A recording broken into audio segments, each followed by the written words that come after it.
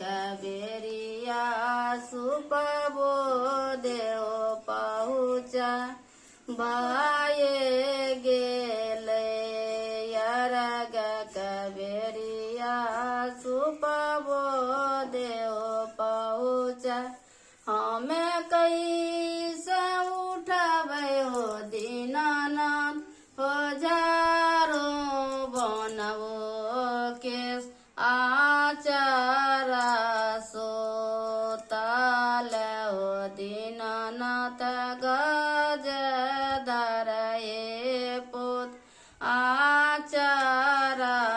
सोताल हो दीनानाथ गजधर ये गजधर पुत्र डोमिनिया का बेटिया गे ठोकी के गे सूता भाये गेले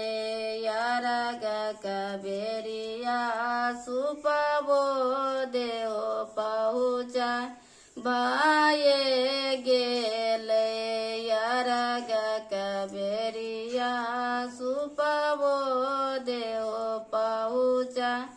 उठ उठ कुंजरवा का बेटिया गे झरो बनबे केस भाये गेले यरग कबेरिया सब फलबो देव पहुँचा भाये गेले